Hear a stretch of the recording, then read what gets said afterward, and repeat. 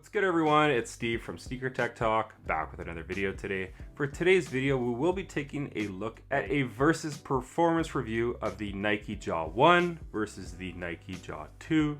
So without further ado, let's take a look at both of these hoop shoes. Alright, so as far as the traction goes on both of these shoes, as far as the Nike Jaw 1, you are getting this very tightly knit, semi-translucent outsole right here. And how these perform on clean or dirty floors is amazing. I've never had any slide outs in the Jaw 1. They perform awesome, a pretty loud squeak and just a reliable setup.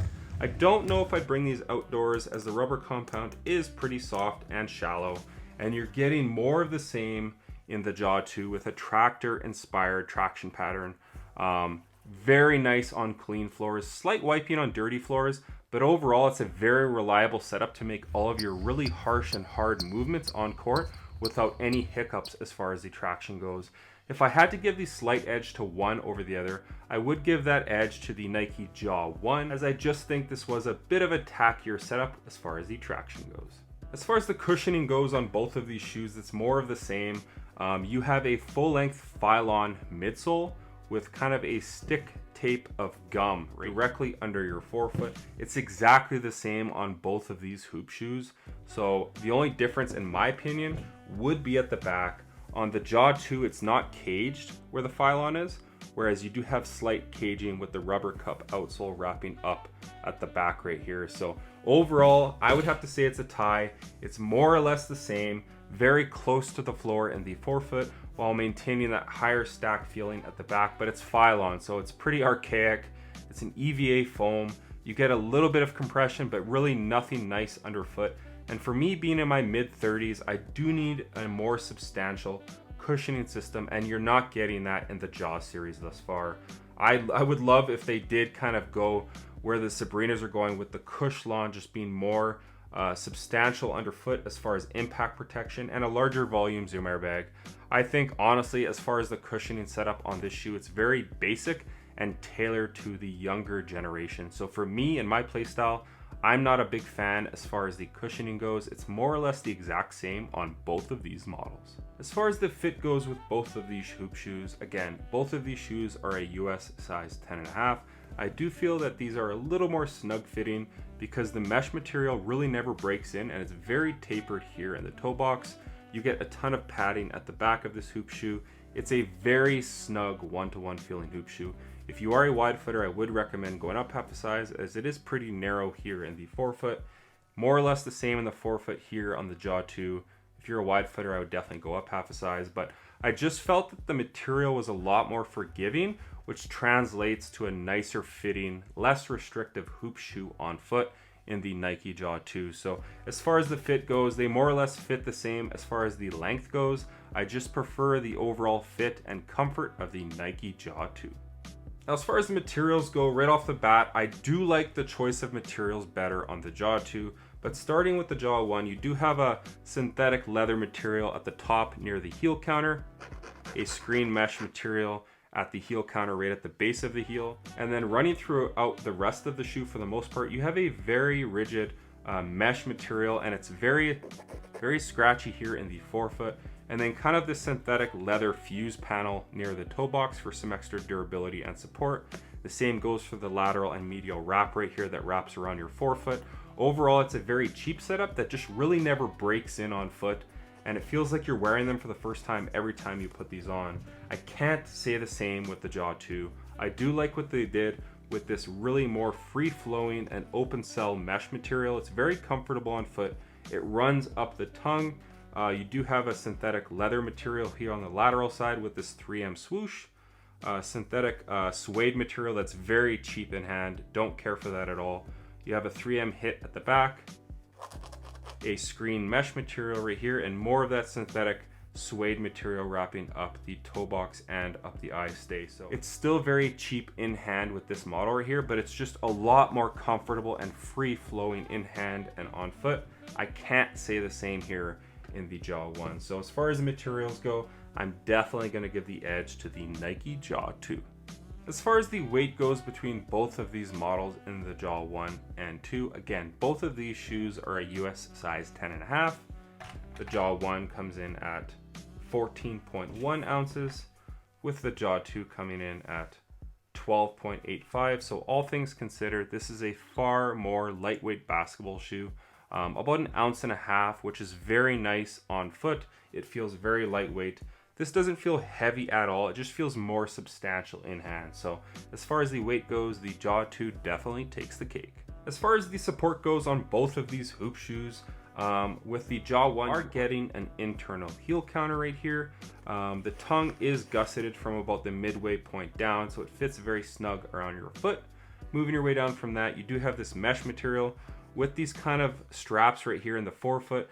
It is a synthetic leather on the lateral and medial side, so when you do snug up these laces, those wraps do wrap really nicely around your foot and keep you secure on those hard lateral cuts. Moving your way down from that, you have a pretty wide and stable base. I do believe these have a top loaded shank plate, so the torsional rigidity is very nice in hand. And you also have this kind of Phylon foam that does wrap up near your pinky toe, so that also helps aid your foot in on those hard lateral cuts to prevent your foot from spilling over the side of this hoop shoe. So it's a very supportive basketball shoe for shifty guards.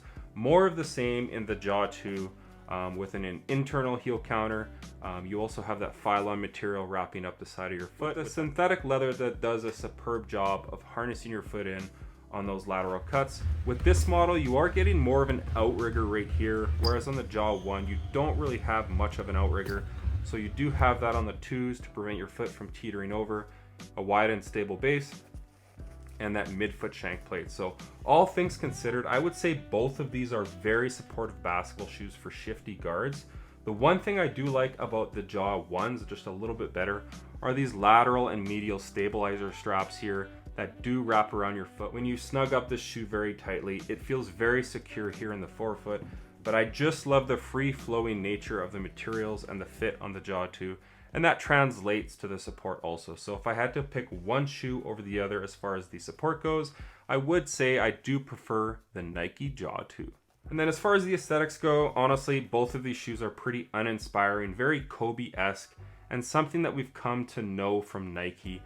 Most of their hoop shoes are low tops now, or all of them across the board. So pretty much the same design language with the Sabrinas, the Jaws, some of the PGs of the past, and the LeBrons. So you're really getting more of the same here with a Kobe-esque model. I would like to see a bit more of a daring design, but so far it's been very subtle on the Nike Jaw 1 and on the 2s.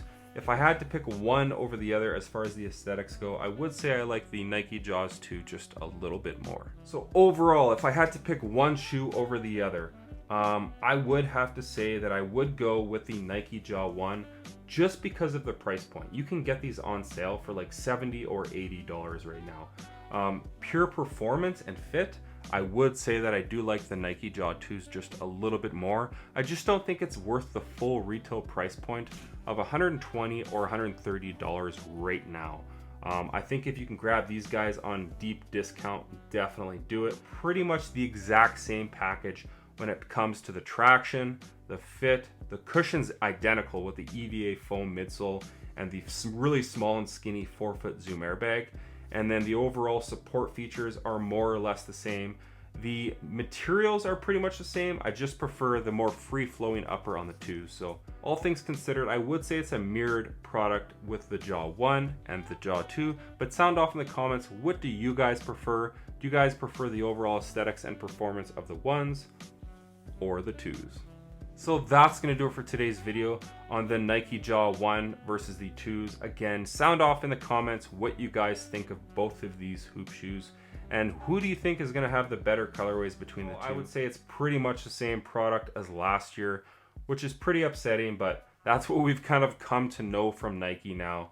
But sound off in the comments what you guys think of both of these shoes and what kind of season you think Ja Morant's going to have here in 2024 into 2025. But like I said, that's going to do it for today's video. As always, if you guys can like, comment, and subscribe, that would definitely help the channel a ton. And check out my Instagram over at SnkrTechTalk, as it is an extension of my YouTube channel with all my pickups, basketball footage, and nostalgia as a whole. As always, thanks for watching today's video, and until next time, peace. Yeah. Oh, I can't let him take my soul. Nah, nah, nah, nah, nah, no. I can't let him take my soul. Nah, nah, nah, nah, no. Oh, I can't let him take my soul. Nah, nah, nah, nah, no. See, we was cool right before it hit your fist, but it hit the fan when I got him down and pinched. But I took a break, I had to leave and go get cleansed. God forgive me for all my sins. I can't say these hoes, cause my last name ain't Kent. Cooking on the stove, that's the way he paid the rent. Working on the pole, that's the way she paid tuition. Better watch your soul, cause you know they trying to get it. Yeah, yeah. I learned my right from wrong on a song. I let my heart bleed on my sleeve through microphones. I'm trying to right my wrongs by writing out my wrongs. Ran through a check, cause it's hard to live off bread alone. So